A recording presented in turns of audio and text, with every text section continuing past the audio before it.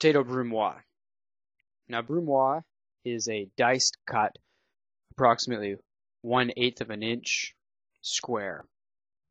Why are we cutting potato into brunoise? Well, we're going to make a hash brown style of dish, and by cutting it this small, by cutting the potato into pieces this small, we're going to lessen our length of time cooking on the stove, which lessens the amount of electricity or gas that we use, which lessens the amount of money that we spend.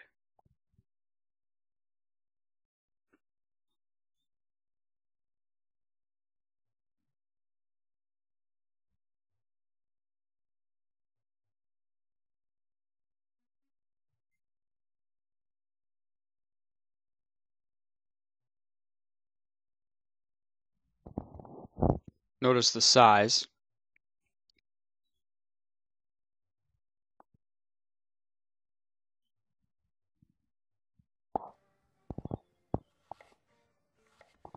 Whenever you're cutting something that's round, like this potato or perhaps a carrot, you want to cut it in half so that you have this flat surface to deal with.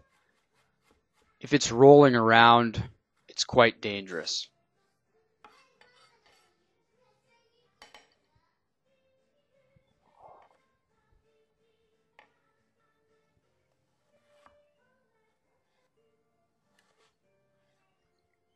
By taking the time and using your forefinger, your left hand forefinger in this case, or the forefinger of the hand that you're holding the vegetable in, by using that forefinger to stabilize the piece of food, even though it looks cumbersome and slow, keeping it in perfect alignment is going to make the job much, much easier. It's going to make it easier to keep your vegetables straight and to make perfect cuts.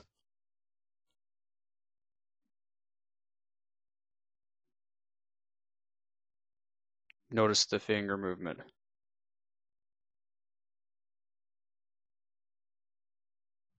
And it's easy to just duplicate the same size over and over and over.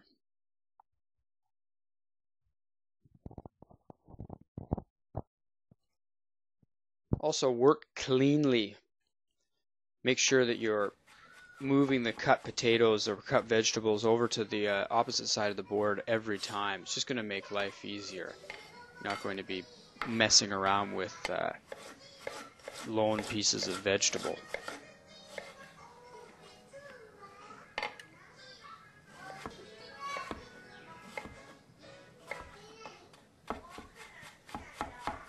Let the knife run.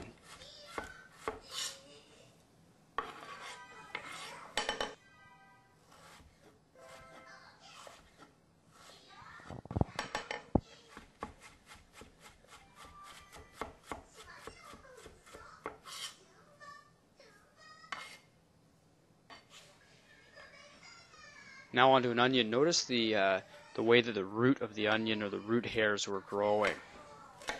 We want to keep this end of the onion where the root hairs were growing from intact. It's going to hold the onion together for us, the layers of the onion rather, and make it much easier to control.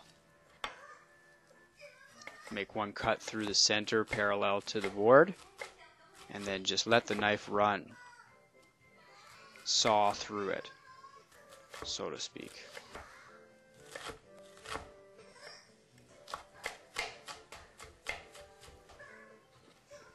When you get to that little end piece with the root, where the root hairs grew from, just cut it up as finely as you possibly can. You want it to cook as quickly as your brunoise. Parallel to the board, and let the knife run.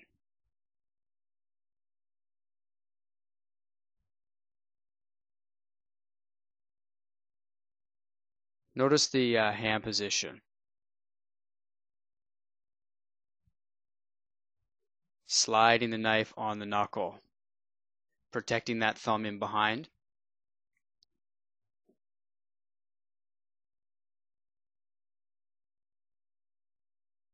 And now we go to the frying pan.